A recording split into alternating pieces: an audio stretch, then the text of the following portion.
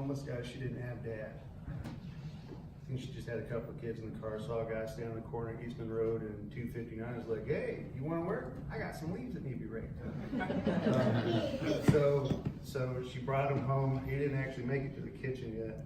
I was out there with him watching him rake leaves, and he had raked about a very small portion of the yard. And I was like, all right, I'm done. I was like, nah. Did you see the rest of that? That's our yard too. So got a lot of work to go, man.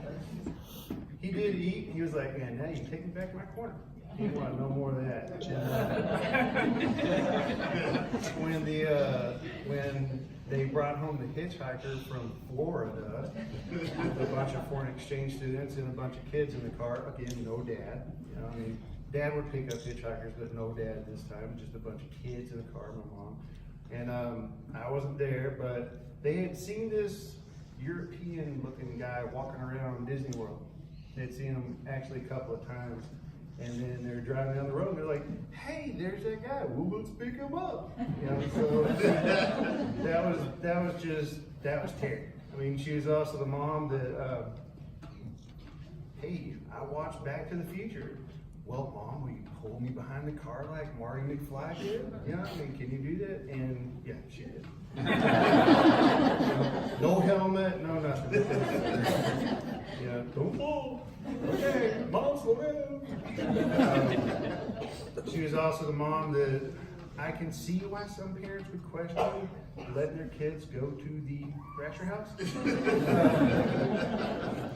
You know, when you got a slumber party and there's 30 kids there because you want the whole class to come, you know, so 5th grade and parents are coming in the next morning to pick up their kids after taking us to the mountain, after they took, I think, 27 kids out to go ride the BMX track. And my mom she'd bend over backwards for birthdays. She loved birthdays. And so, but when you come home and all the parents are there to pick up the kids, and there's all the cushions off the couch at the bottom of the stairs, and kids about 3 or 4 deep flying down the stairs in a sleeping bag because they're slick, you know, so you like really get some speed going up, but the pillows were always a good parachute. You know, so that was absolutely, that woman just wanted laughter. I mean, I know there were times that I could see it in my dad's face of like, you better stop stomping on that floor. I'm trying to sleep, you work shift work, so we learned real well how to close doors like a ninja.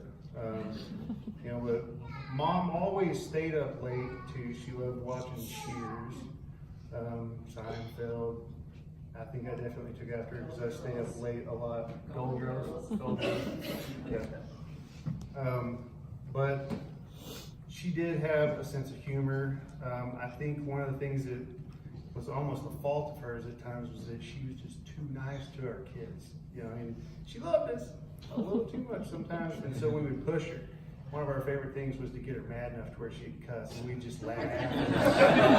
Because that was rare. Mom didn't cuss, but when she got that mad, we were like, whoa! Mom was mad, and she'd come swinging at you, and she'd pop you on the butt, and then she'd bust all the blood vessels in her hand, and then we laughed at that too. Mom ain't gonna do us good.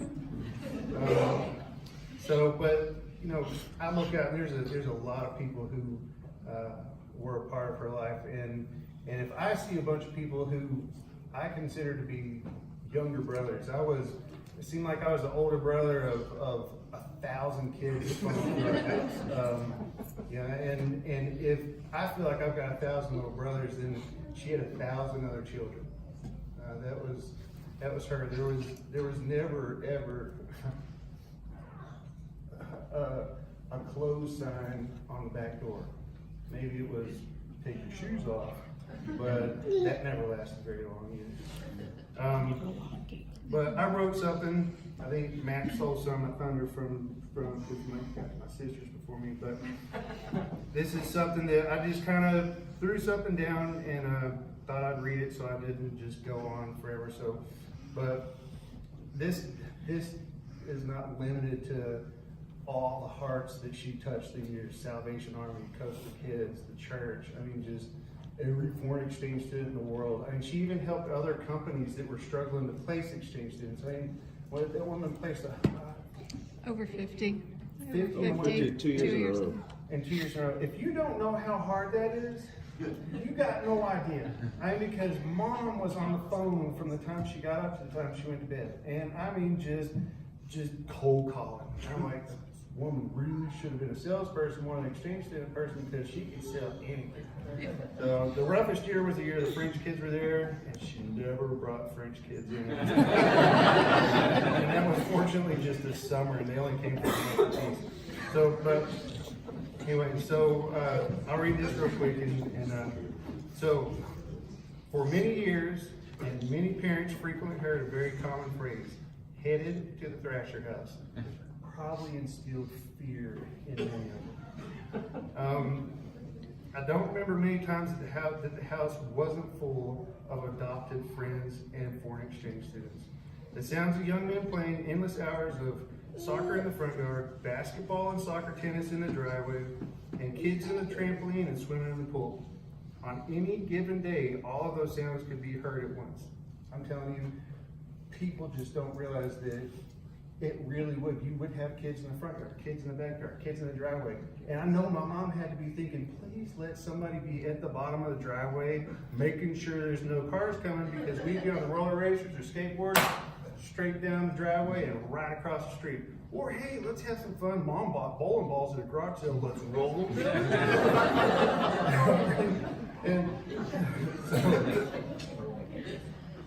and then there was mom behind the scenes cooking burritos. Forgot burritos, man. She could make a mad thing of burritos. I mean, there were times seriously, like she'd get 2 pounds of meat, and there would only be 4 or 5 of the friends there, and then 10 or 12 of them would show up, and she'd be like, "Don't need to go back down the scanners to get some more meat. I don't have enough to feed everybody."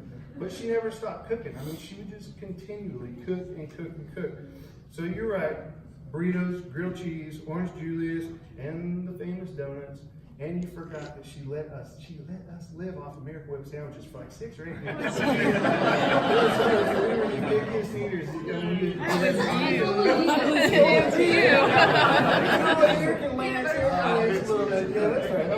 Primary was peanut butter. Primary is peanut butter. Eventually, I started eating American Whip We sandwiches. would never make it in modern schools now. We'd have to sit at the end of the table because all the peanut allergies. They'd be like, yeah, the Thrasher kids were down there in quarantine. But she definitely, in a lot of ways, she ran a small diner to that house. I mean, she really did. The amount of mouths that woman fed is unbelievable. And really, she did it for free.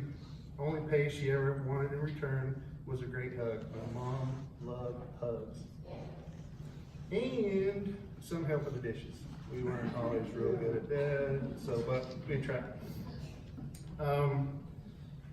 My mom loved the sound of a full house. When she had a full house, she knew we were all there, home and safe. Somewhat safe. I mean, she did let us put the trampoline against the back of the carport so that we could fly off the roof.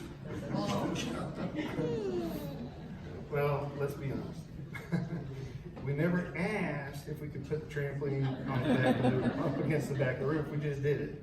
When she found out, she just came out there and said, "Just be careful." I mean, really? Just be careful. You just watch your kids jump like 10 feet off the roof onto the trampoline. Oh, let's put a basketball goal up there. Yeah. So, I mean, she said that to a lot of us growing up a bit. That and the endless "I love yous."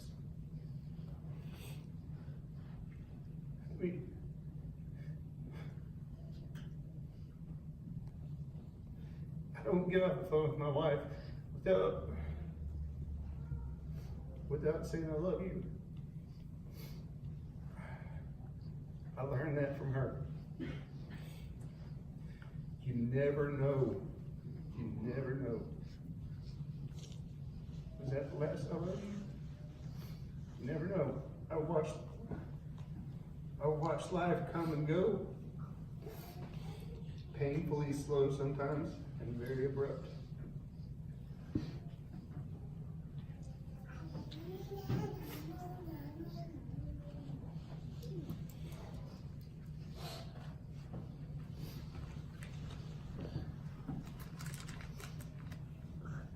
really did love all of us 100% with nothing expected in return.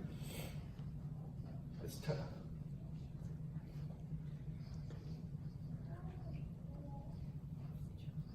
And that's when you know true love. It's given 100% with nothing expected in return.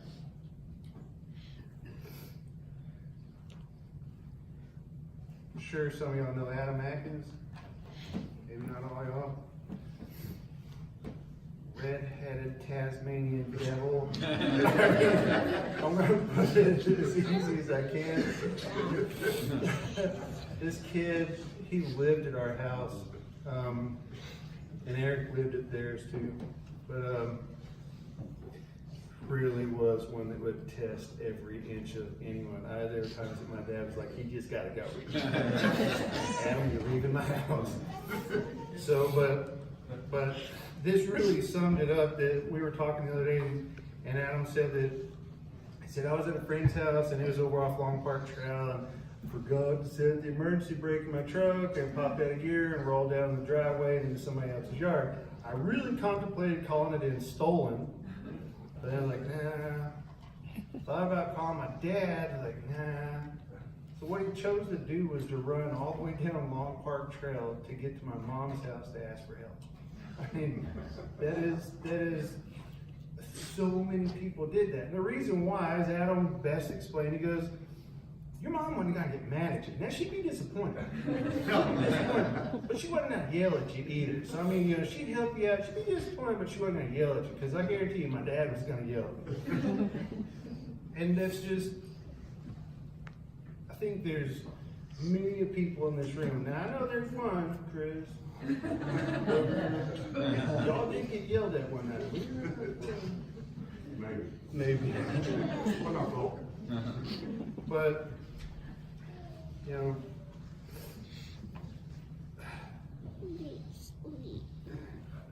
they say that we experience two deaths in life. One is the mortal body. Is she gone? I mean, that's reality. But the second death that we experience is the last time their name is ever spoken. She's gonna live a long time. Real long time. I just hope everybody can, at some point in time, let anything that she ever taught you about forgiveness, because she had a forgiving heart. I know every kid in this family knows. Sometimes you just gotta learn to let it go. Mom was great at that.